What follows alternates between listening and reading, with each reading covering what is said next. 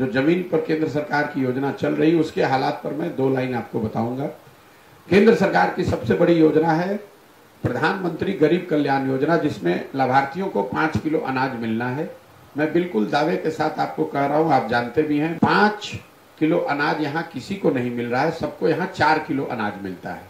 4 kilo अनाज अगर मिल रहा है, 20% कहाँ जा रहा है? वो 20% अनाज जो कम मिल रहा है वो इसलिए कि हर महीने जो अनाज आता है उसमें 35 से 40 रुपए प्रति क्विंटल की दर से जनप्रतिनिधि और अफसर पैसा ले रहे हैं, 35 से 40 रुपए।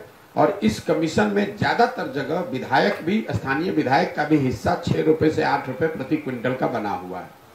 दूसरी जो केंद्र सरकार की सबसे बड़ी योजना है वो आवास की योजना है, प्रधानमंत्री आवास योजना।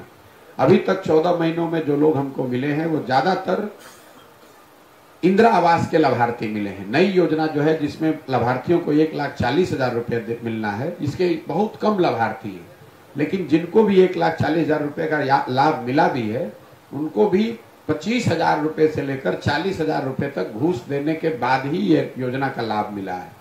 जहां पर जनप्रतिनिधि पैसा नहीं ले रहे हैं वहां पर भी आवास योजना में 20,000 25,000 रुपया अफसर तो लेगा ही लेगा, अगर जनप्रतिनिधि भी अपना हिस्सा लेगा तो आपको 35-40,000 रुपया देना पड़ेगा। तीसरी जो सबसे बड़ी योजना है वो स्वच्छ भारत अभियान के तहत जो शौचालय बनाए गए हैं, 4,000 गांव में जाने के बाद मैं आपको विश्वास से बता सकता हूं कि बिहार में 2/3 से ज्यादा गांवों में खुले में शौच आज भी जीवन की सच्चाई है। हुआ यह है कि शौचालय बनाते समय 2,000 रुपये प्रति लाभार्थी प्रति शौचालय अफसरों ने पैसा लिया। एक ही आदमी को एक ही शौचालय के नाम पर 10 लोगों को पैसा दे दिया गया। शौचालय न बनाए गए, न उसका कोई उपयोग कर रहा है। जनप्रतिनिधि और अफसरों ने मिलकर ओडीएफ के सर्टिफिकेट जारी कर दिए।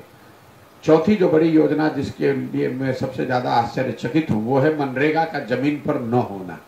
मैंने जब चलना शुरू किया था तो मेरा अंदाजा था कि मनरेगा, चूंकि यहाँ पलायन बहुत है, गरीबी बहुत है, भूमिहीन लोग बहुत हैं, तो मनरेगा के काम मुझे दिखेंगे। अभी तक 4,000 गांव में मुझे कोई मनरेगा का सक्रिय काम नहीं दिखा है। लोग ये बताते हैं कि ये पेड़ मनरेगा में लगाया गया है, कुछ लोग बताते हैं ये मिट्टी भरी गई है मनरेगा के तहत, या आंगनबाड़ी या पंचायत भवन में मनरेगा के लेबर का उपयोग किया गया है, लेकिन मनरेगा का सक्रिय काम अभी तक मुझे नहीं दिखा। फिर मैंने अगर आंकड़ों में इसको देखा, भाई क्या बात है, तो पता चला जैसे पिछले साल, पिछले वित्तीय वर्ष में बिहार सरकार का मनरेगा का यूटिलाइजेशन है 39%। मतलब अगर 100 रुपया हम लोग मनरेगा का बजट दिल्ली से ला सकते थे तो हम लोग अपनी लापरवाही की वजह से सिर्फ 40 रुपया ही लेकर आए। और जो 40 रुपया आया, मनरेगा में पीसी का दर सभी योजनाओं से ज्यादा करीब करीब 40% है।